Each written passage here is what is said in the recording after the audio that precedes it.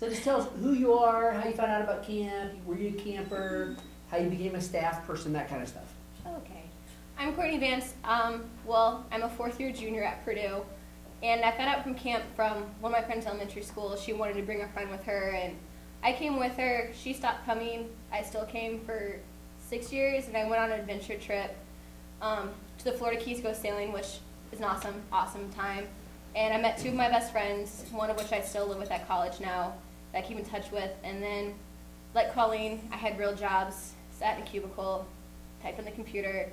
And I don't really deal well with cubicles, so my mom was like, well, go back to camp. You're an outdoorsy person. You're active. You like being around kids. So I came back to camp, and I've been a counselor for 2 years.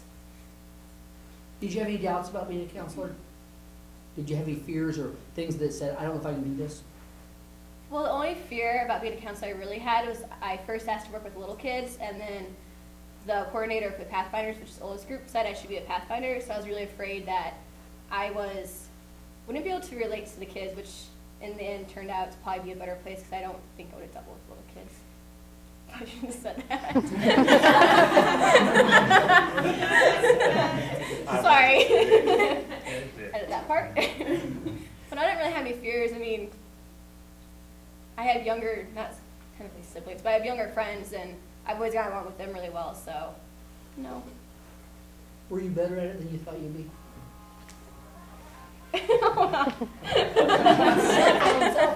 She got service. It's amazing. Was I better at being a counselor than I thought I'd be?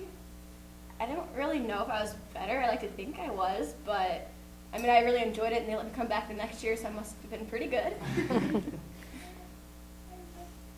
You gave up your entire summer to do this. Was it worth it? Oh yeah, much better than sitting in a cubicle for an entire summer.